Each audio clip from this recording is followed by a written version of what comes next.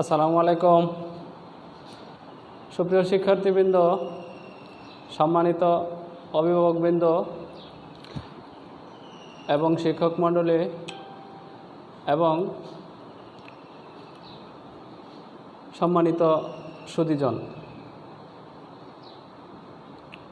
সবাইকে ত্রিশাল অনলাইন পেজে স্বাগত জানাচ্ছি।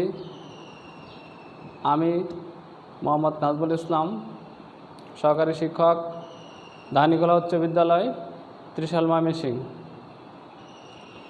সুপ্রিয় শিক্ষার্থী বন্ধুরা, যারা আমার এই লাইভ ক্লাসটি দেখছ বা পরবর্তীতে দেখবে, সবাইকে তোমাদের সবাইকে আমি অভিনন্দন জানাচ্ছি। তো শিক্ষার্থী বন্ধুরা, আজকে আমি রসায়নের ষষ্ঠ অধ্যায়ের মোলের ধারণা ও রাসায়নিক গণনা এই বিষয়ে আমি আগে আরও দুটি লেকচার দিয়েছি। আজকে আমার তৃতীয় লেকচার। তো আজকে যে বিষয়টা আমি তোমাদেরকে দেখাবো সেটা হচ্ছে পারমাণবিক ভর কী এবং পারমাণবিক ভর থেকে কীভাবে যৌগের সংযুতি বা শতকরা সংযুতি বের করা যায়। তো সুপ্রিয় শিক্ষার্থীবৃন্দ,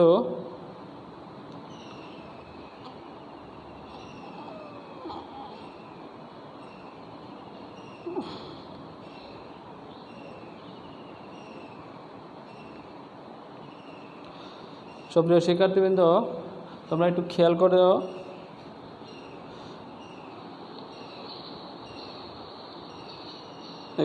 করো, ভালো করে।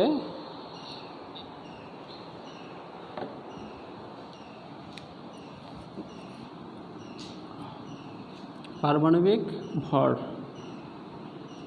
ইতিপূর্বে পারমাণবিক ভরের তোমাদেরকে পড়িয়েছি যে পারমাণবিক ভর হচ্ছে কোনো মৌলের ভরকে হচ্ছে পারমাণবিক ভর হিসেব করা হয়, আর কোনো যৌগের ভর আণবিক ভর। আজকে আণবিক ভর থেকে আমরা শুরু করব, যে যৌগের আণবিক ভর।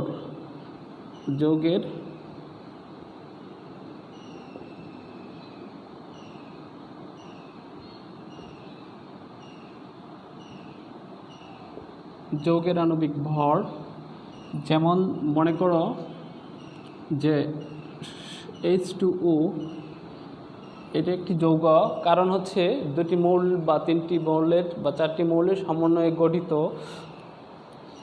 আণবিক যে জিনিসটা আণবিক ভর কি? আণবিক ভর হচ্ছে যে কোনো যৌগে বিদ্যমান মৌলসমূহের পারমাণবিক ভরের সমষ্টিকে আণবিক ভর বলে। তো সুপ্রিয় শিক্ষার্থীবৃন্দ, হাইড্রোজেনের পারমাণবিক ভর 1 আমরা 1 ধরি, 1 ইন্টু পরমাণু হচ্ছে 2 যোগ অক্সিজেনের অক্সিজেনের ভর হচ্ছে তোমার 16, তাহলে হচ্ছে 2 16 18, তাহলে পানির ভর আণবিক ভর হচ্ছে 18 গ্রাম। তো শিক্ষার্থী বন্ধুরা, তোমরা এরপরে যে কোনোটাই হিসেব করো না কেন, যেমন সালফিউরিক অ্যাসিড H2SO4 এর আণবিক ভর কত? এর আণবিক ভর কত? তো হিসেব করো। এটা দশম শ্রেণীতে যারা আছো তারা অবশ্যই এই জিনিসটা খুব ভালো করে জানো তোমরা। তো নবম শ্রেণীর যারা আছো তারা একটু খেয়াল করো। দেখো যে তুমি এখানে লিখবা যে হাইড্রোজেন সালফেট মানে সালফিউরিক অ্যাসিড এর আণবিক ভর ইকুয়াল, খেয়াল করো হাইড্রোজেনের পারমাণবিক ভর কত? 1 ইন্টু 2 যোগ সালফার হচ্ছে 32, তারপরে যোগ ইন্টু পরমাণু হচ্ছে 1 দিলাম না, যোগ অক্সিজেন হচ্ছে 16 ইন্টু পরমাণু হচ্ছে 4, তাহলে 2 যোগ 32 64। হইতেছে 4 64। তো খেয়াল করো 4 8 2 6 7 8 আর হচ্ছে 9 98, অর্থাৎ সালফিউরিক অ্যাসিডের আণবিক ভর 98 গ্রাম। তো এবার আমরা আর একটু বড়টা যাই। যদি বড়টা তুমি হিসাব করতে যাও সেম একই নিয়ম, কারণ তোমরা 1 থেকে 20 পর্যন্ত মৌলের নাম জানো এবং এদের পারমাণবিক সংখ্যা বা ভর সংখ্যা বা প্রোটন সংখ্যা তোমাদের সব কিছুই জানা। পারমাণবিক সংখ্যা কত, তার ভর সংখ্যা কত হবে সেটাও অবশ্যই ইতিপূর্বে তোমরা নিশ্চয়ই জানো।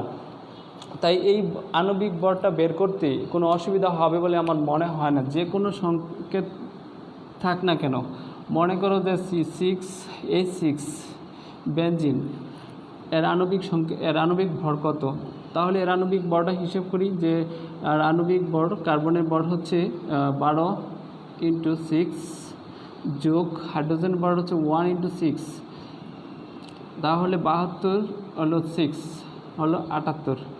তুমি যেইটারই হিসেব করো সেটাই তোমার অধিকাংশই যৌগ 1 থেকে 20 পর্যন্ত যে মৌলগুলো রয়েছে সেগুলোর সমন্বয়ে গঠিত। কাজেই এইগুলো তোমার কাছে খুবই সহজ মনে হবে, কঠিন কিছু মনে হবে না। তো সুপ্রিয় শিক্ষার্থীদের, এরপরে যদি তোমরা একটু বড় হিসেব করতে চাও যে C6H12O6 গ্লুকোজ যদি হিসেব করো, তাহলে দেখো কার্বন হচ্ছে 12 × 6 যোগ হাইড্রোজেনের কত, হাইড্রোজেনের হচ্ছে 1 × 12 যোগ অক্সিজেনের হচ্ছে 16 × 6। আগে গুণ করে নাও, 72 যোগ 12 যোগ হচ্ছে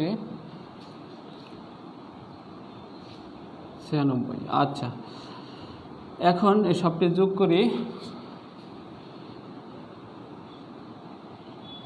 10 শূন্য হতেছে 1, 10, 11 আর 11 আর 7 18, 180 গ্রাম। তাহলে মানে গ্লুকোজের ভর হচ্ছে 180 গ্রাম। তো এইভাবে যেটারই হিসেব করতে বলা হোক না কেন, কারণ হিসেব করে দেখো, এটা হচ্ছে 6 নম্বরের যে মোলটা আছে কার্বন 6, হাইড্রোজেন এটা তো শুরুতে 1 নম্বর, অক্সিজেন এটা হচ্ছে 8 নম্বর অক্সিজেন, তার ভর হবে ডাবল, অর্থাৎ কার্বন আছে 6 নম্বর, ভর হবে 6 দুগুণে 12, অক্সিজেনটা অবশ্যই তো মানে 1 পয়েন্ট সামথিং, আর আমরা 1ই ধরে নেই ভর। হাইড্রোজেনেরটা, তারপরে অক্সিজেনেরটা হচ্ছে তোমার 8 দুগুণে 16। এই হচ্ছে বর। এই বরগুলো নিয়ে মূলত বসায় দিলেই তোমার আণবিক বর বের হয়ে যায়। তো সুপ্রিয় শিক্ষার্থী বন্ধুরা, এরপরে তোমাদেরকে যদি আমার বলা হয় যে C12H22O11, অর্থাৎ এটা হচ্ছে চিনি সংকেত, চিনি যা আমরা প্রতিনিয়তই খাই।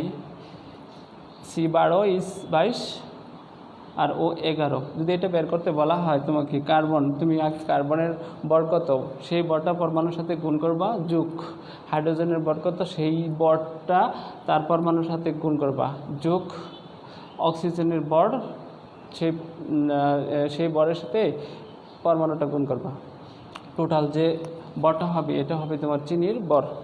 তো সুপ্রিয় শিক্ষার্থী বন্ধুরা, এই ভর থেকে এখন আমরা শতকরার সংযুতি, কীভাবে শতকরা সংযুতি বা সংযুক্তি যাই বলো না কেন, দুটোটা কথাই সঠিক, সংযুতি এবং সংযুক্তি। তো এবার আমরা শতকরা সংযুক্তি বলতে বোঝানো হয় শতকরা সংযুতি, শতকরা সংযুতি,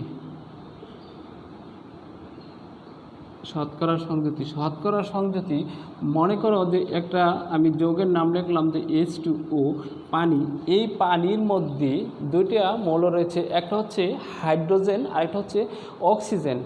এখন প্রশ্ন হচ্ছে যে কোনটা কি পরিমাণে রয়েছে সেটাই বের করাই হচ্ছে শতকরা সংযুতি। হাইড্রোজেন কত ভাগ রয়েছে, অক্সিজেন কত ভাগ রয়েছে সেটাই বের করব। এখন এই বের করাটার নাম হচ্ছে শতকরা সংযুতি, মানে কত পার্সেন্ট এই পানির, যে পানি আমরা খাই বা জলীয় বাষ্প রয়েছে, যে এইতে হাইড্রোজেন কত পার্সেন্ট এবং অক্সিজেন কত পার্সেন্ট রয়েছে সেটাই বের করাই হচ্ছে তোমার শতকরা সংযুতি।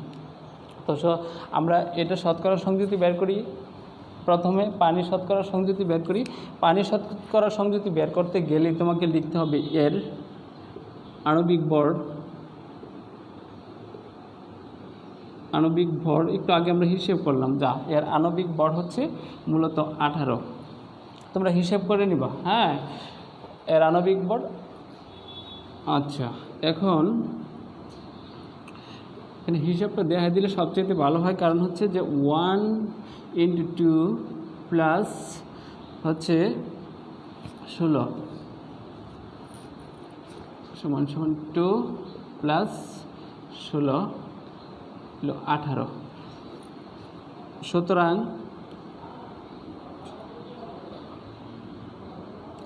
সুতরাং হ্যাঁ, H2O হাইড্রোজেন, এইটুকু লাগার দরকার নেই। হাইড্রোজেন এর শতকরা সংযুতি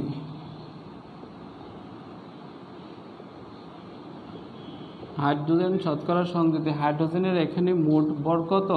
2, টোটাল ভর কত? 18 × 100%। 100% সমান সমান এটা হবে তোমার 11.11%।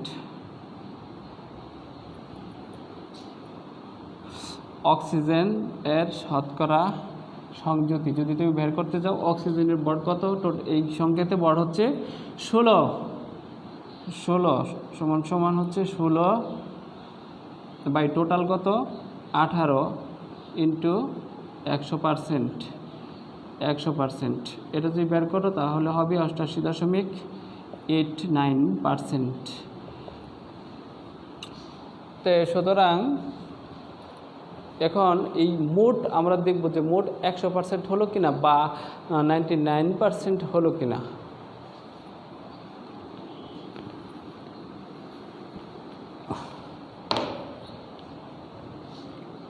H2O এর মোট শতকরা সংযুতি সমান দেখে 11.11 যোগ 88.89%। তাহলে পুরোপুরি মনে হয় যে তোমার 100%।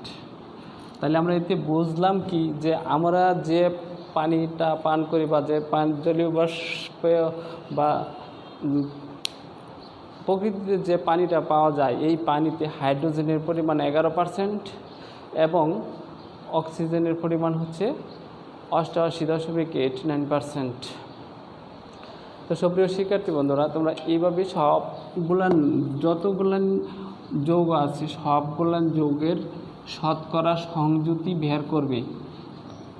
আমি আর দু একটা উদাহরণ দিচ্ছি। যেমন ধরো, যদি বলা হয় সোডিয়াম বাইকার্বনেট এর শতকরা সংযুতি কত? সোডিয়াম বাইকার্বনেট এর শতকরা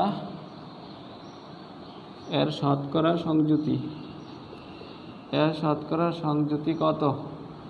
বের করো। এখন বের করতে গেলে তোমাকে আগে বের করতে হবে সোডিয়াম হাইড্রোজেন কার্বনেট এর আণবিক ভর।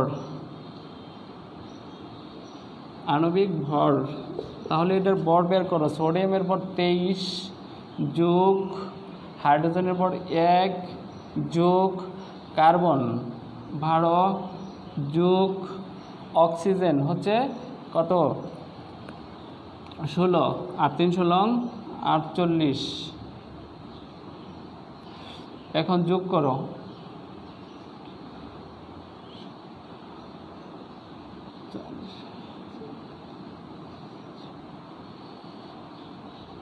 চৌরাশি। তা সোডিয়াম বাইকার্বনেট এর এত এই জায়গাটার মধ্যে একটা জিনিস হিসেব তোমার করা দরকার, যে খেয়াল করো ভালো করে যে 84 ঠিকই আমরা বানাইছি, কিন্তু সোডিয়ামের কত 23, হাইড্রোজেনের কত 1, তারপরে কার্বনের কত, কার্বনের 12, আর অক্সিজেনের কত, অক্সিজেনের হচ্ছে 48। আমি কয়টা টান দিচ্ছি 1 2 3 4, 1 2 3 4, অর্থাৎ প্রতিটার আলাদা আলাদাভাবে বর্ড লিখছি আমি। এখন দেখো আলাদা আলাদাভাবে শতকরা সংযুতি বের করব। সোডিয়াম এর শতকরা সংযুতি, সোডিয়ামের শতকরা সংযুতি, সোডিয়ামের বর্ড কত এই সংকেতে 23, আর টোটালি বর কত বলছিলাম 84, অর্থাৎ 84 ইন্টু 100% ইন্টু 100%। এখানে ক্যালকুলেট করলে যা আসে এত পার্সেন্ট দিবা, এই হবে একটা।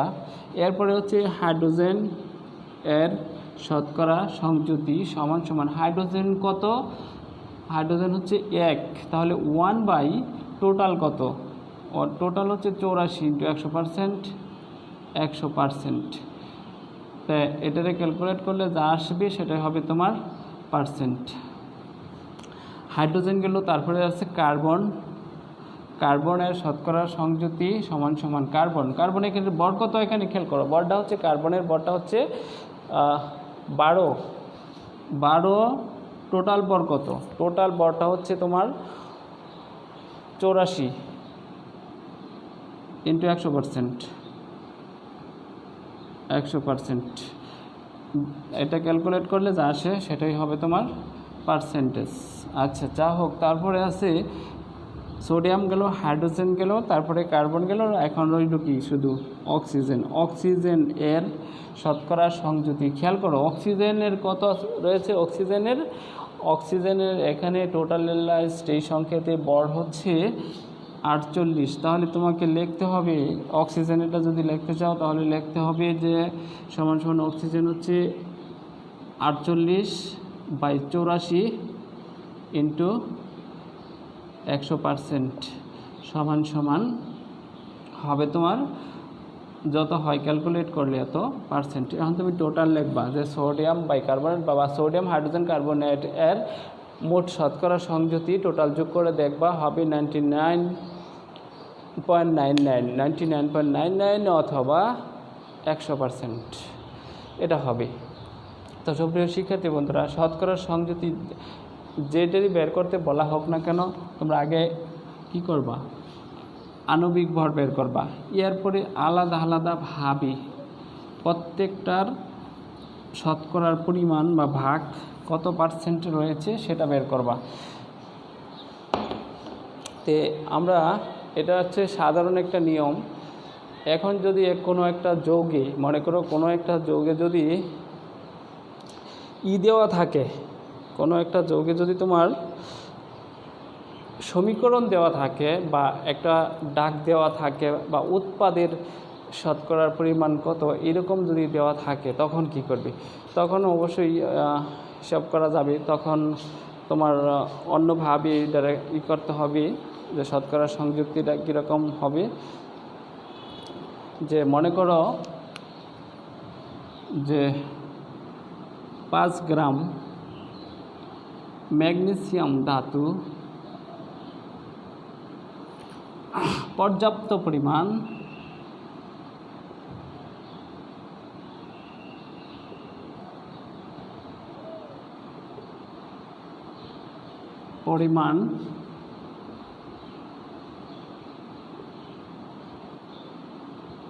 অক্সিজেনের সাথে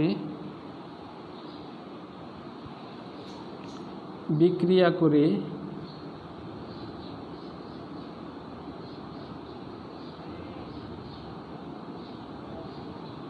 বিক্রিয়া করে মনে করো যে 7.33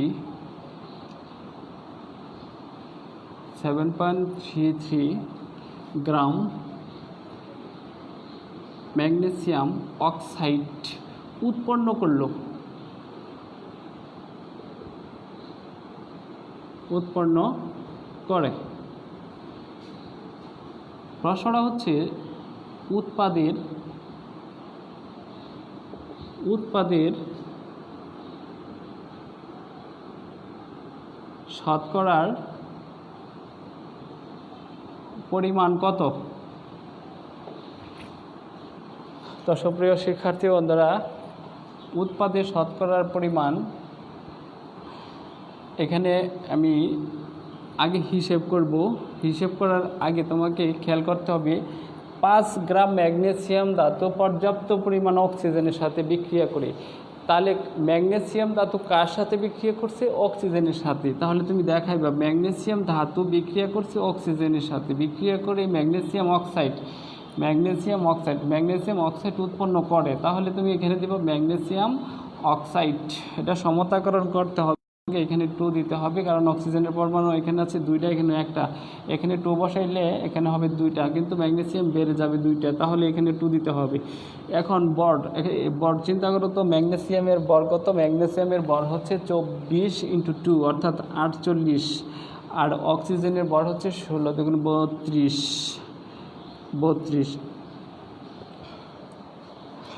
আচ্ছা, আর এই টোটালটার বর ম্যাগনেসিয়াম অক্সাইড এর বর কত হবে? এর টোটাল বর মানে ম্যাগনেসিয়াম আর অক্সিজেন বিক্রিয়কের যত বর হবে উৎপাদের বর ততই হবে।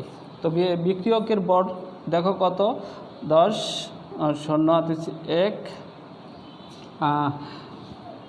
8 মানে 80 গ্রাম। আচ্ছা, যাই হোক, এখন খেয়াল করো, এই বিক্রিয়াটা যখন আমরা করলাম, এই বিক্রিয়াটাতে 48 গ্রাম ম্যাগনেসিয়াম থেকে আমরা 80 গ্রাম ম্যাগনেসিয়াম অক্সাইড পাই। 48 গ্রাম ম্যাগনেসিয়াম থেকে 80 গ্রাম ম্যাগনেসিয়াম পাই।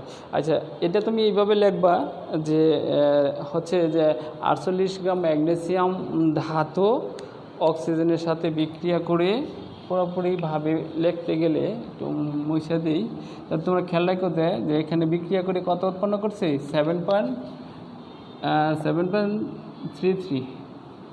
আচ্ছা, এটা হচ্ছে মোল, এতে কোনো ভুল নাই, কারণ এইটা হচ্ছে মূল সমীকরণ। এই সমীকরণে 48 গ্রাম ম্যাগনেসিয়াম 80 গ্রাম ম্যাগনেসিয়াম অক্সাইড পাওয়া যায়। 48 গ্রাম ম্যাগনেসিয়াম থেকে 32 গ্রাম অক্সিজেন থেকেই এত পাওয়া যায়, 80 গ্রাম ম্যাগনেসিয়াম অক্সাইড পাওয়া যায়। তাহলে তো এই কথাটাই তুমি লিখবা যে সুতরাং 48 গ্রাম ম্যাগনেসিয়াম বিক্রিয়া করে অক্সিজেনের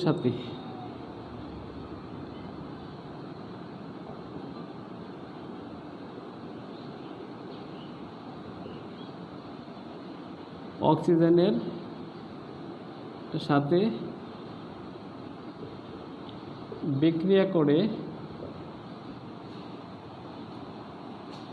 80 গ্রাম ম্যাগনেসিয়াম অক্সাইড উৎপন্ন করে। তো সুপ্রিয় শিক্ষার্থী বন্ধুরা, সুতরাং 1 গ্রাম ম্যাগনেসিয়াম অক্সিজেনের সাথে বিক্রিয়া করে 80/48 গ্রাম ম্যাগনেসিয়াম অক্সাইড উৎপন্ন করে। আর তোমার প্রশ্নের মধ্যে ছিল 5 গ্রাম ম্যাগনেসিয়াম ধাতু পর্যাপ্ত পরিমাণ অক্সিজেনের সাথে বিক্রিয়া করে। তাহলে এখানে এইবার দিবা, সুতরাং 5 গ্রাম ম্যাগনেসিয়াম ধাতু পর্যাপ্ত পরিমাণ অক্সিজেনের সাথে বিক্রিয়া করে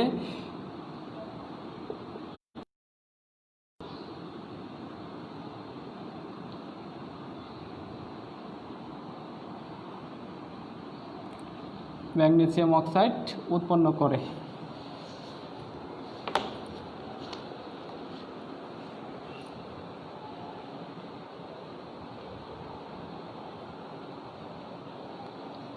তো সুপ্রিয় শিক্ষার্থী বন্ধুরা, নেট প্রবলেম হয় মনে হয় লেখাগুলো ভালোভাবে বোঝা যাচ্ছে না।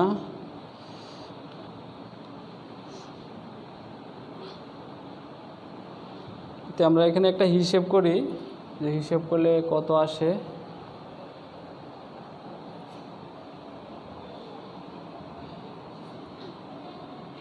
হিসাব করলে 400, এখানে হচ্ছে 40, 400 ভাগ 48, 8.33। তো সুপ্রিয় শিক্ষার্থী বন্ধুরা, খেয়াল করো যে এটা আমি কিন্তু হিসেব করলাম, হিসেব করে আনলাম, কারণ হিসেব করা ছাড়া একটা কিন্তু দেওয়া আছে, এইটা কিন্তু দেওয়া আছে। দেখো যে 5 গ্রাম ম্যাগনেসিয়াম ধাতু প্রয়োজনীয় অক্সিজেনের সাথে, মানে পর্যাপ্ত পরিমাণ অক্সিজেনের সাথে বিক্রিয়া করে 7.33 ম্যাগনেসিয়াম অক্সাইড উৎপন্ন করে। তাই এটা কিন্তু 7.33, এটা কিন্তু তোমার দেওয়া উৎপাদ, আর তোমার হিসেব করা উৎপাদটা হচ্ছে 8.33। তো একটা দেওয়া আছে, আরেকটা হচ্ছে হিসেব করা। তো এবার আমরা যে উৎপাদের শতকরার পরিমাণ সেটা নির্ণয় করব। উৎপাদ যদি তুমি নির্ণয় করতে যাও তাহলে তোমাকে একটা সূত্র লিখতে হবে, তোমাকে।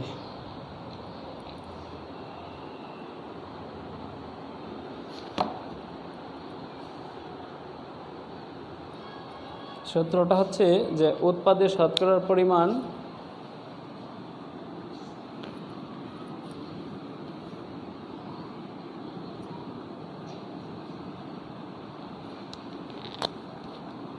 সুতরাং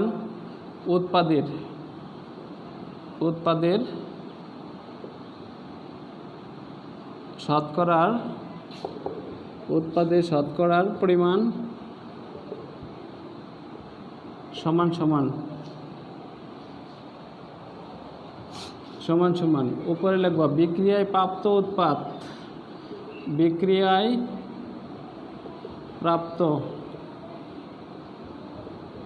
উৎপাদ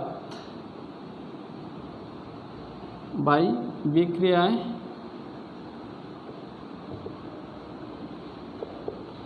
হিসাবকৃত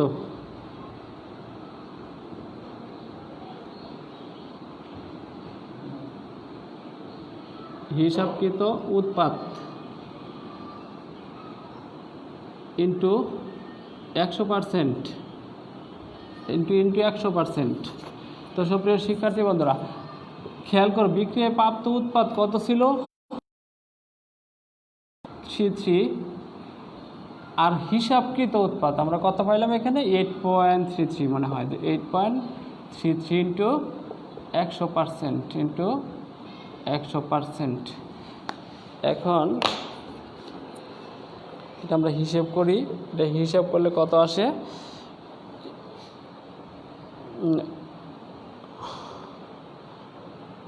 7.33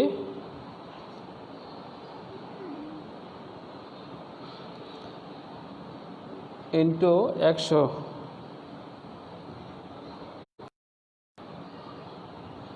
ভাগ হবে 8.33।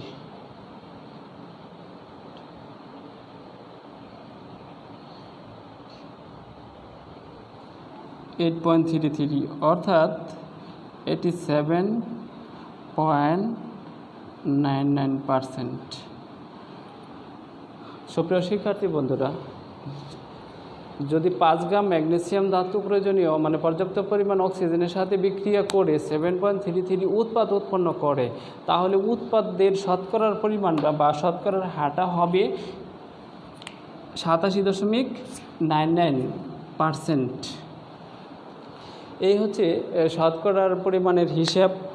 তো সুপ্রিয় শিক্ষার্থী বন্ধুরা, তোমরা বাড়িতে আরও চেষ্টা করবে যে যে যৌগগুলো রয়েছে, যত যৌগগুলো রয়েছে সোডিয়াম ক্লোরাইড থেকে শুরু করে একেবারে তোমার যত যৌগই থাক না কেন সবটারই যদি তুমি এক একটা যৌগের ভিতরে যে সকল মৌল রয়েছে, অর্থাৎ যে সকল মৌলের পারমাণবিক ভর তোমার জানা আছে, ওই সকল মৌলের পারমাণবিক ভরটা যদি তুমি বসায় দাও তাহলে আণবিক ভর বের হয়ে যাবে। আর আণবিক ভর বের করতে পারলেই সহজেই তুমি শতকরার সংযুতিটা হিসেব করতে পারবে। যদি আণবিক ভর বের করতে না জানো তাহলে শতকরার সংযুতিও বের করতে পারবে না। তো আরও এরকম আছে, যদি কোনো যৌগে যদি কেলাস পানি যুক্ত থাকে, কেলাস পানি মানে অনেক যৌগের ভিতর অনেক যৌগ ভিজা অবস্থায় থাকতে পারে, যৌগ ভিজা অবস্থায় থাকতে পারে। যদি কোনো যৌগ ভিজা অবস্থায় থাকে তাহলে বুঝতে হবে যে এই যৌগে কিছু পরিমাণ জলীয় বাষ্প বা পানি রয়েছে। তো ওই পানি বা ওই যে অংশটুকুকে কেলাস পানি বলা হয় মূলত। এখন যদি এরকম কোনো যৌগ হয়, যেমন ধরো ব্লোবিটিয়ল অর্থাৎ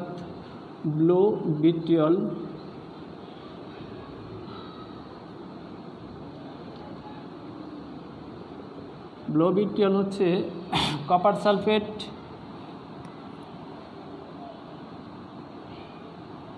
ইন্টু 5 অণু পানি, মানে কপার সালফেটের সাথে 5 অণু পানি যুক্ত রয়েছে। এই যে 5 অণু পানি কপার সালফেটের সাথে যুক্ত রয়েছে, এটার বর্ণ হবে তোমার নীল। যদি তুমি এটাকে উত্তপ্ত করো তাহলে পানিটা বাষ্প হয়ে চলে গেলে কপার সালফেটের তখন বর্ণটা হবে সাদা। তো সুপ্রিয় শিক্ষার্থী বন্ধুরা, যদি তোমাকে বলা হয় যে ব্লোবিটিয়লের বা আরও অনেক যৌগ রয়েছে এরকম, যে বলা হয় যে ব্লোবিটিয়লের কেলাস পানির শতকরার সংযুতি কত, তাহলে কি করবে? তাহলে অবশ্যই পুরাটার তোমার আণবিক ভর বের করতে হবে। তাহলে লিখতে হবে যে কপার সালফেট ইন্টু 5 অণু পানি এর আণবিক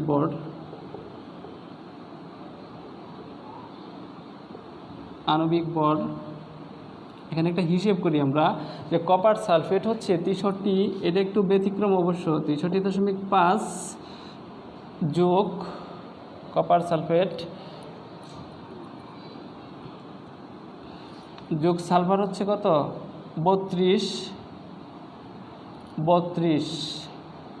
যোগ অক্সিজেন, এখানে খেয়াল করো অক্সিজেন হচ্ছে 16, 4 পরমাণু গুণ করে দিই আমরা, 4 কত 64 যোগ এখানে 5 দিয়ে তোমাকে একটু ব্র্যাকেটে কাজ করতে হবে। এখানে হাইড্রোজেন হচ্ছে 2 যোগ অক্সিজেন হচ্ছে কত 16।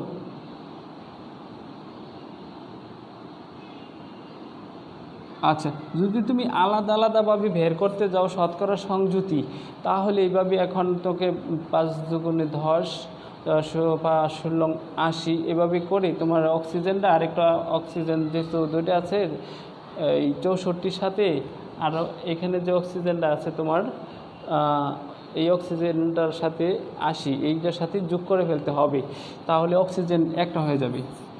তো আমাদের তো সেটা দরকার নেই। আমাদের প্রশ্নটা কী ছিল যে কেলাস পানির শতকরা সংযুতি কত। তো সুপ্রিয় শিক্ষার্থী বন্ধুরা, শুধু কেলাস পানির শতকরা সংযুতি আমরা বের করবো, আর অন্য কিছু নয়। 63.5 প্লাস 32 যোগ 64 যোগ এখানে খেয়াল করো যে একেবারে আমি করে ফেলি যে 16 আর হচ্ছে 5 ষোলং 80 আর হচ্ছে 10 90।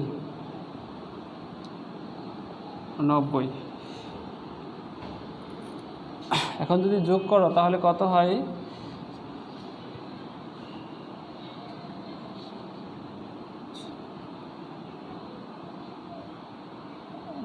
এটা যোগ করা হচ্ছে 5 দুগুণে 10 আর হচ্ছে 5 ষোলং 80। আচ্ছা, টোটালাইজ যোগ করলে হবে সামথিং।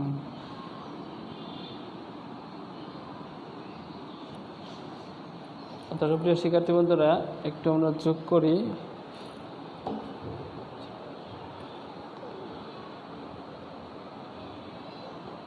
একটু যোগ করে নেই। 63.5 63.5 যোগ হচ্ছে 32 যোগ হচ্ছে 64 যোগ 90 249.5 249.5 তো সুপ্রিয় শিক্ষার্থী বন্ধুরা, আমার এটাও দরকার নাই, এটাও দরকার নাই, এটাও দরকার নাই, আমার শুধু পানিটুক দরকার। এইটুক শুধু ক্যালাস পানির বর কত? ক্যালাস পানির বর হলো 90।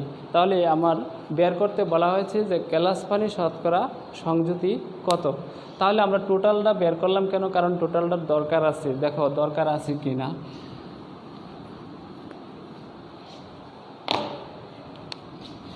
কপার সালফেট বা ব্লো বিটিওলে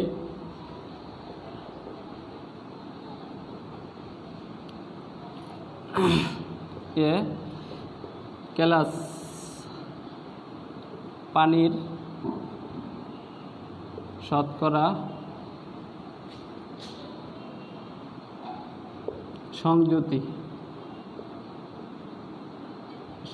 সংযুতি সমান সমান। একটু খেয়াল করো যে আমার শুধু ক্যালাস পানির অনলি ক্যালাস পানি, আর অন্যটা হিসেব করবে না, আর কোনোটা চাই নাই। শুধু বলছে যে যৌগে ক্যালাস পানি শতকরা সংযুতি কত। তাহলে ক্যালাস পানির বরটা কত? 90। টোটাল বরে যে এই জন্যে টোটাল করতে হয় 249.5 ইন্টু 100%। তো আমরা এটাও একটু হিসেব করে নেই। এটা যদি আমরা হিসেব করি 249. আচ্ছা, টোটাল হচ্ছে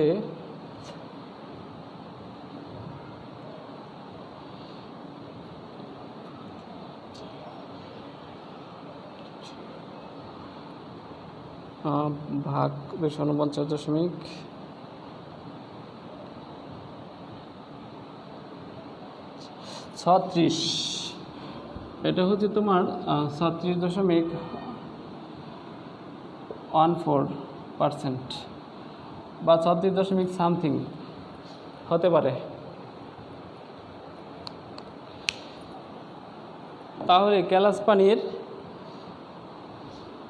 ব্লো বিটিওলে ক্যালাস পানি শতকরা সংযুতি 36%, 36.something%। তো সুপ্রিয় শিক্ষার্থী বন্ধুরা, এরকমভাবে আরও যদি কোনো যৌগের দেওয়া থাকে যে উৎপাদের শতকরার পরিমাণ কত বের করো, এরকম আরও অনেক বিক্রিয়া রয়েছে যেগুলো তোমার উৎপাদের হার বের করতে হয়, উৎপাদ কী পরিমাণ উৎপাদ বা উৎপাদের কী পরিমাণ উৎপাদের ঘাটতি রয়েছে সেগুলো বের করা যায়। তো আমরা আজকে দেখাইলাম যে শতকরার সংযুতি এবং আণবিক ভর কিভাবে বের করতে হয়।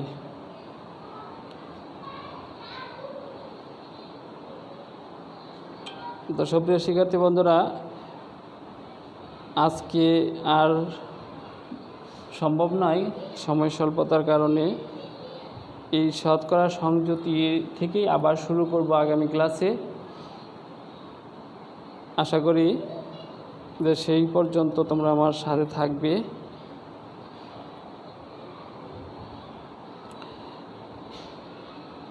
এবং আমার ক্লাসগুলো নিয়মিত দেখবে।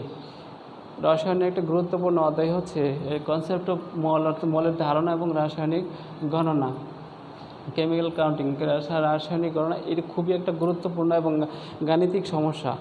এই গাণিতিক সমস্যাগুলো তোমার অবশ্যই জানা দরকার রয়েছে। এই পর্যায়ক্রমিক আণবিক ভর যদি না জানো, আণবিক ভর এর থেকে তোমার হিসেব করতে হবে শতকরা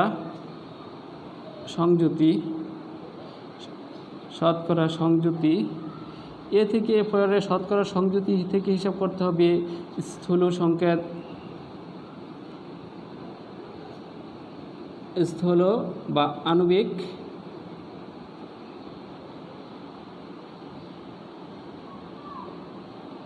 সংকেত। তো দেখো তো সবার উপরে কি আণবিক ভর। এটা যদি না জানো তাহলে শতকরা সংযুতি বের করা যাবে না। আর কোনো যৌগের শতকরা সংযুতি ছাড়া স্থূল সংকেত বা আণবিক সংকেত নির্ণয় করা সম্ভব না।